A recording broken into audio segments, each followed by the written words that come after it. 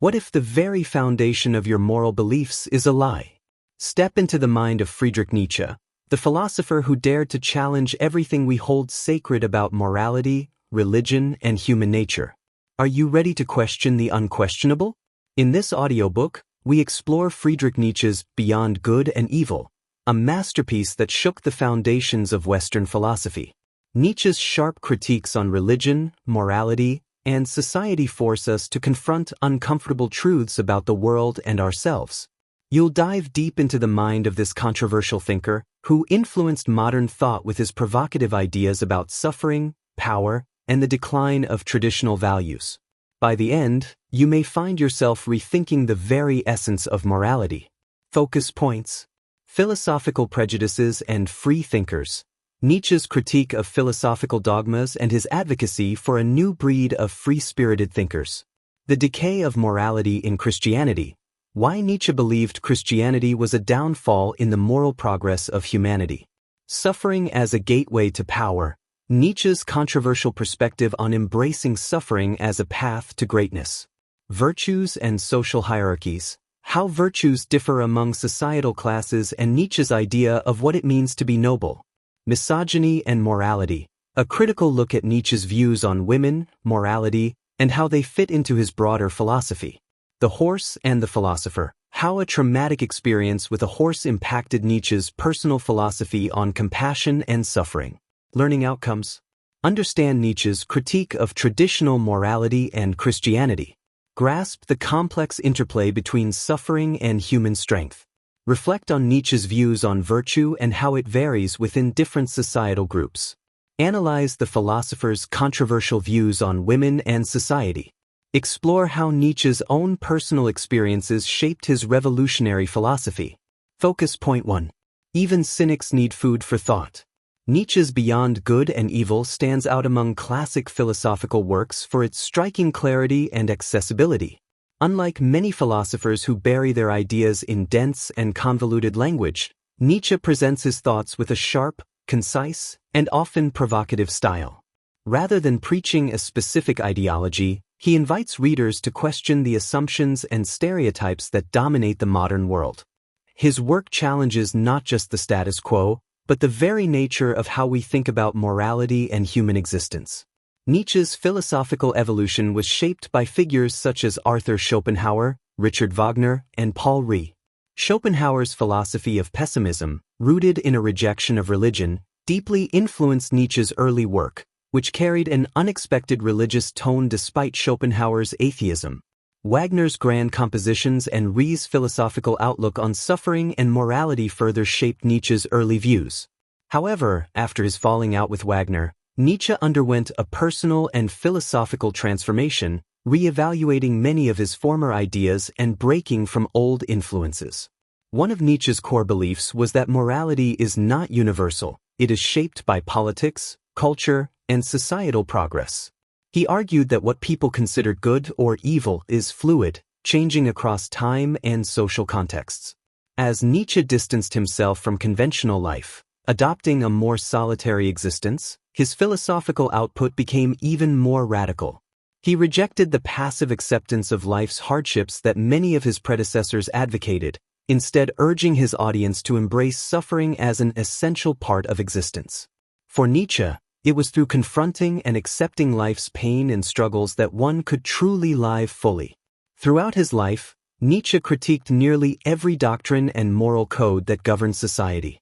However, his relentless questioning led him to a final, profound acceptance. In the end, he said yes to life, accepting all its hardships, inequalities, suffering, and even the inevitability of sorrow. His later works reflect this acceptance, encouraging others to embrace the full spectrum of human experience.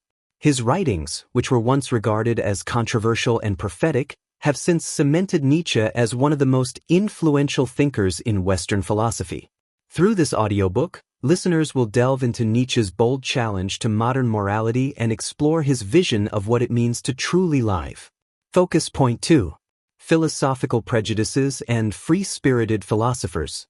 Nietzsche held a critical view of many traditional philosophers, seeing them as individuals who tried to mold life in their image, imposing their own values and ideas onto the world. He took issue with Stoicism, in particular, which he saw as a form of self-inflicted oppression. To Nietzsche, Stoics' emphasis on suppressing emotion and enduring pain without complaint was not a path to wisdom, but rather an attempt to dominate others by demonstrating a superior control over human passions.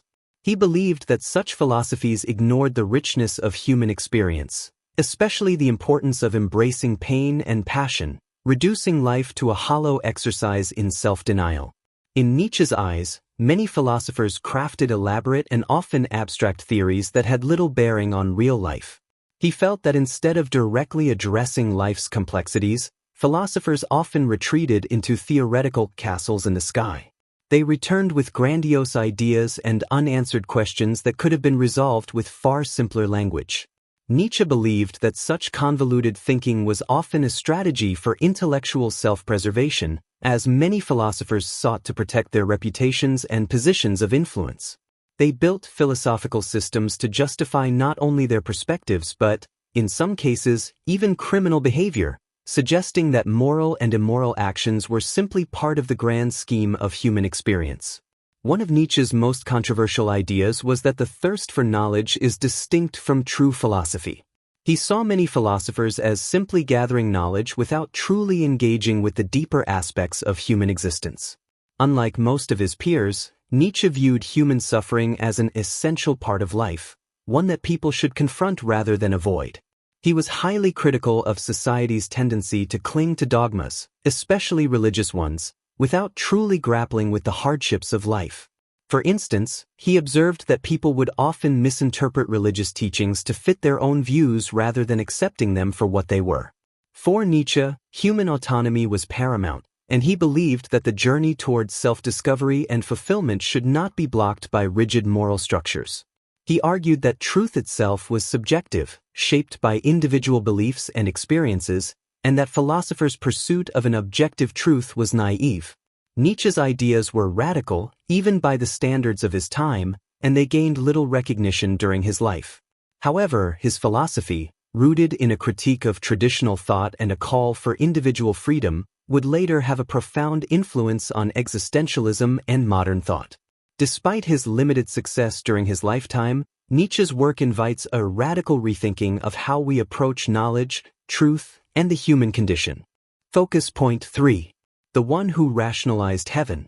During the 18th century, the Industrial Revolution drastically reshaped society, impacting not just economics and daily life but also religious beliefs. In this era of change, Nietzsche was one of the boldest voices to challenge the role and relevance of religion. He argued that religion, particularly Christianity, was no longer in step with the evolving world and had become a fundamental force holding back human potential. Nietzsche saw the spiritual decline in European Christianity as a symptom of society's exploitation of religion. To him, religion was often used as a tool of control, a way for individuals to impose their will on others while ignoring the true spiritual and moral challenges that religion is meant to address. Ironically, though religion promotes virtues such as humility, spirituality, and modesty, Nietzsche believed it ultimately stifled the innate potential of individuals, limiting their capabilities and ambitions. He argued that rather than elevating people, religion kept them in a state of weakness, encouraging dependence and submission. While Nietzsche was a fierce critic of religious leaders, whom he saw as lacking intellectual depth and originality, he also acknowledged the Church's significant contributions to European society. Yet he believed humanity could thrive better if individuals relied on their own instincts and judgment rather than the constraints of religious dogma. For Nietzsche, the highest form of human development would come from the exercise of personal intuition and autonomy, not through adherence to religious commandments. Nietzsche believed that faith plays an essential role in human life by fulfilling our need for joy, optimism, and hope, even in a world full of suffering. Although he criticized religion, particularly for promoting what he saw as weakness and submissiveness, Nietzsche was inspired by religious texts, including the Bible. He often quoted scripture to highlight the complex relationship between religion and intellectual understanding. In his view, Every individual, regardless of their belief system, strives to assert their own power and principles in everything they do. Contrary to what some might think, Nietzsche did not advocate for the complete abolition of religion. His critiques were aimed at what he saw as the shallowness of modern religious practice, the distractions of pleasure and nationalism, and the decline of higher values. Nietzsche's declaration that God is dead was not a literal statement but a reflection of his belief that Christian values were losing their relevance in modern society. He feared that if these values continued to dominate, Europe would stagnate and eventually decay. Despite his criticism of religion, Nietzsche argued that morality would outlast religion itself. He believed that morality is so deeply ingrained in human nature that it can survive even the decline of religious belief. This idea, combined with his profound reflections on power, suffering, and human potential, makes Nietzsche one of the most influential philosophers in the history of Western thought. Interestingly, Nietzsche's mental and physical health, which had been fragile for most of his life, took a severe downturn after witnessing a traumatic event, a horse being whipped on the street. This moment marked the beginning of his mental collapse, but his ideas on morality, religion, and human existence have continued to transcend his time, leaving a lasting legacy. Focus point 4. On the history of morals and the plight of scholars. Nietzsche fundamentally rejected the idea of establishing moral systems, seeing morality not as something inherently valuable, but as a limiting force that prevents individuals from reaching their full potential. According to him, morality serves the purpose of survival, but not the purpose of truly living. Morals, as they are conventionally understood, provide a way for society to function, but they restrict the freedom and growth of those who have the potential to rise above the common norms. In Nietzsche's view, societies create sets of rules to maintain stability and ensure their survival. However, this balance can easily be disrupted when arbitrary laws and moral standards are imposed in an attempt to force conformity. He criticized modern European society for doing just this, suggesting that morality had become a tool for control, reflecting a lack of personal guidance and autonomy.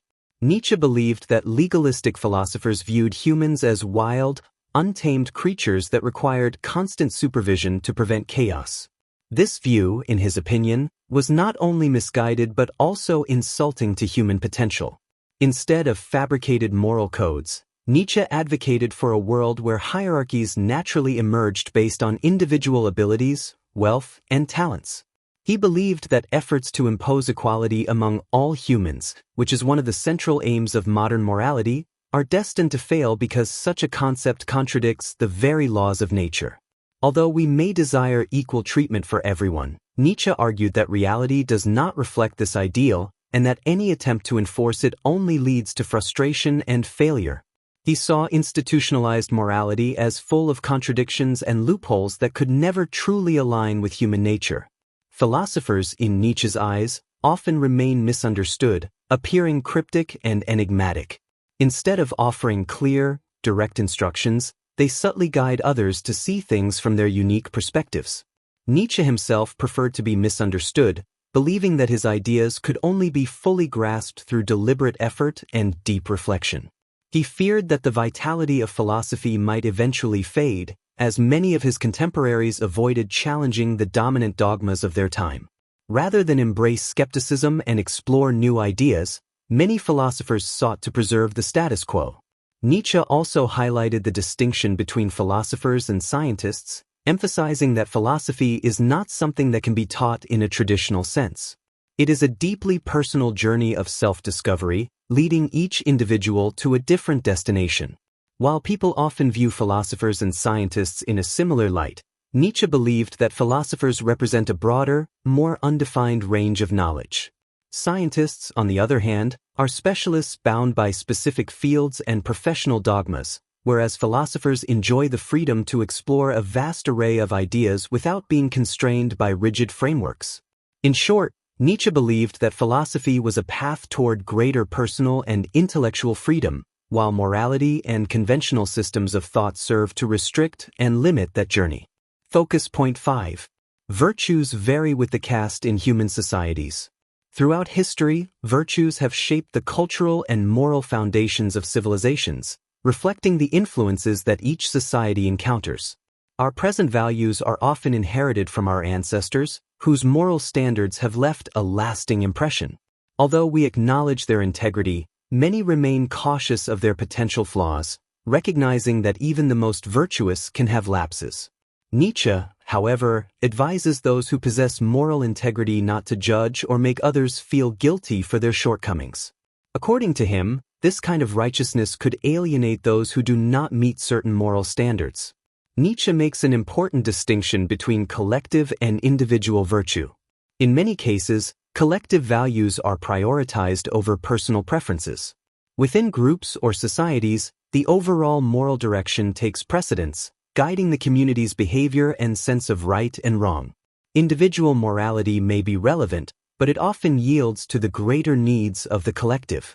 From his philosophical perspective, Nietzsche argues that excessive righteousness can sometimes be counterproductive. Certain roles in society require not virtue, but assertiveness and even ruthlessness. For instance, a military dictator cannot afford to be virtuous in the traditional sense because his role demands control and the imposition of his will. In such contexts, morality might be seen as a weakness, hindering the achievement of larger goals. Nietzsche also applied this idea to gender roles and the pursuit of equality. Writing in the 19th century, he observed the growing desire among women to pursue careers and build independent, respectable identities. While his works seem to foreshadow the empowerment of women in the 21st century, Nietzsche's view of women's emancipation was dismissive.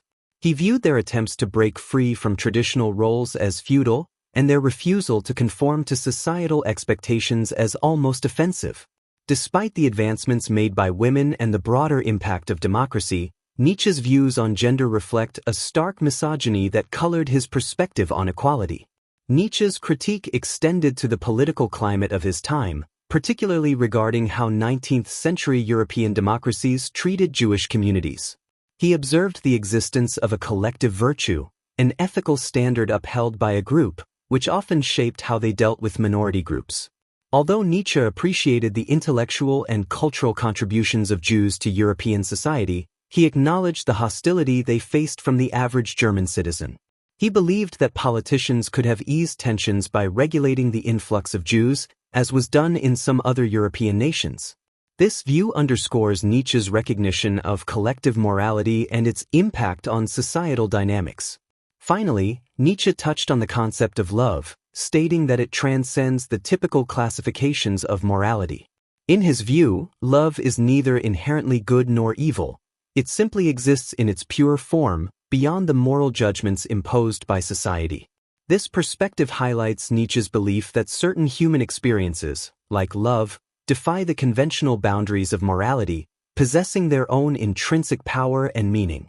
Focus point 6. The mysterious label of nobility.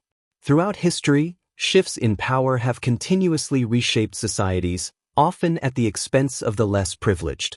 These changes, unfortunately, tend to reinforce the dominance of certain groups, such as oligarchies, who maintain their control and influence. Even as societies progress and systems like slavery are abolished, Nietzsche and other philosophers observed that similar dynamics of suppression and domination continue to persist, just in more subtle forms. In their view, these power structures were not signs of backwardness or lack of civilization but rather an inevitable part of human society's evolution. Nietzsche did not see the social injustices that have plagued history as the result of a lack of civilization. Instead, he argued that oligarchies and power structures are intrinsic to society and must be managed carefully to avoid two dangerous extremes, lawlessness and anarchy. In his view, the balance of power is a delicate one, and society must constantly strive to prevent either the complete erosion of order or the descent into unchecked chaos. When Nietzsche attempted to identify a universal moral system, he discovered that no virtues could be deemed absolute. Instead, he categorized virtues into two distinct types: master-oriented and servant-oriented morality. For Nietzsche, these two forms of morality exist across all societies and time periods, regardless of the civilization in question.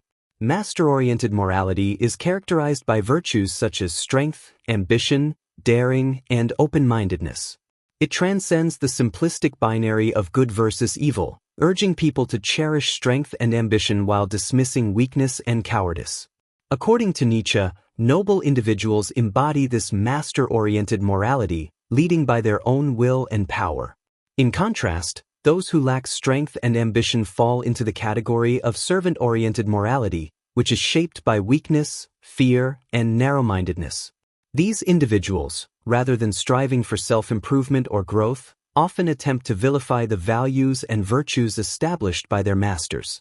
Nietzsche saw such individuals as cynical, pessimistic, and resentful toward those who are stronger. Being noble, Nietzsche argued, inherently involves embracing a certain level of egoism.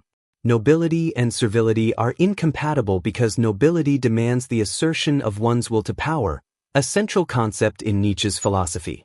Even when displaying humility or piety, a noble person recognizes that their path may leave others behind, often creating friction with those who cannot keep up.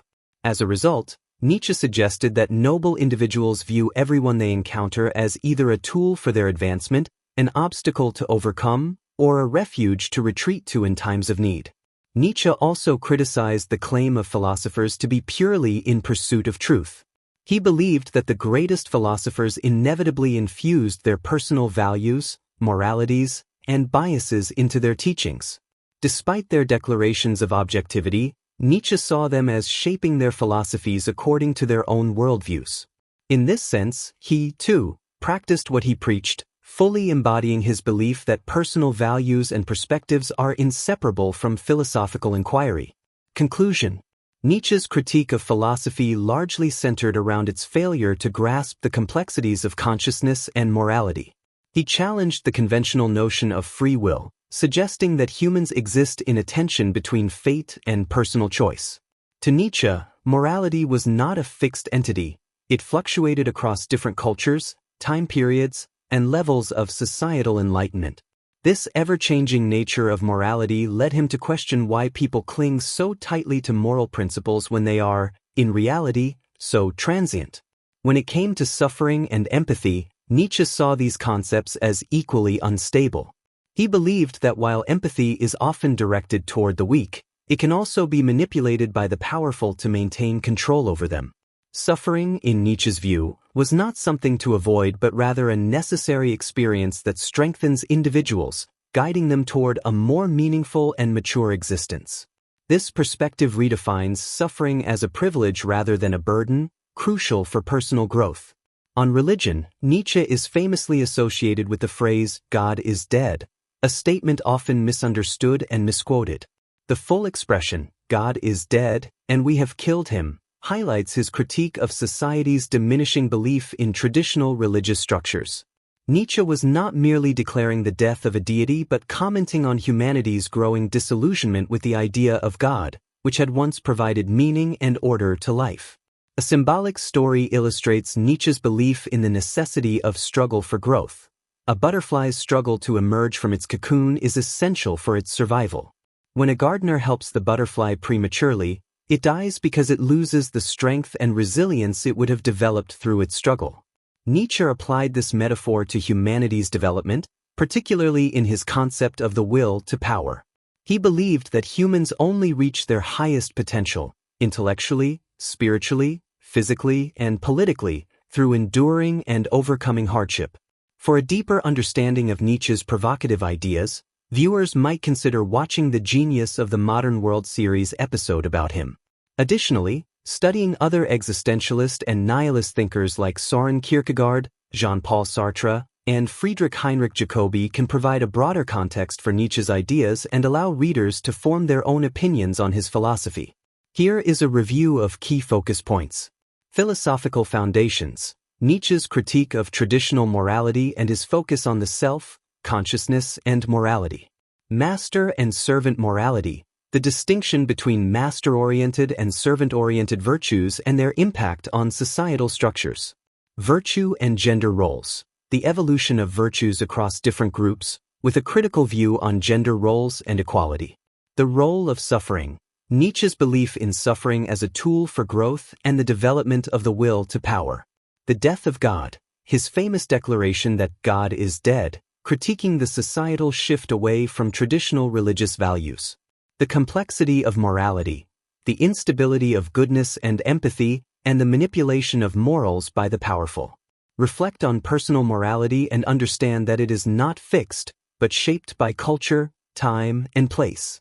Question the moral frameworks you follow and consider their origins. Recognize the value of suffering in your own life. Nietzsche's philosophy encourages embracing hardship as a path to personal growth and a more fulfilling life. Understand the importance of autonomy. Nietzsche warns against blindly following societal norms and emphasizes the need for individuals to shape their own values and destinies. Explore philosophical inquiry by studying more about Nietzsche's work and comparing it with other existentialists and nihilists. This can deepen your understanding of your own beliefs and values. This audiobook delves into some of Nietzsche's most profound and controversial ideas, encouraging us to question the foundations of morality, the role of suffering, and the shifting nature of societal values. Nietzsche challenges us to look beyond simplistic moral judgments and to explore deeper truths about power, virtue, and human nature. By examining these themes, we gain a better understanding of how philosophy shapes not just our personal lives, but society as a whole. We hope that this audiobook has broadened your perspective and ignited your curiosity. Nietzsche's work is not only thought-provoking but also serves as a tool for personal reflection and growth. Thank you for taking the time to listen to Beyond Good and Evil. We truly appreciate your interest and engagement with this complex and transformative work of philosophy. If you found value in this audiobook, please don't forget to like, share, and subscribe to our channel. Sharing this content helps others discover thought-provoking ideas, and we'd love for you to be a part of that journey. Remember, the more you listen, the better you speak. Engaging with this audiobook not only enriches your philosophical understanding but also enhances your English language skills. Keep listening, keep questioning, and keep growing, both as a thinker and a communicator. Thank you once again, and we look forward to having you with us for more insightful content.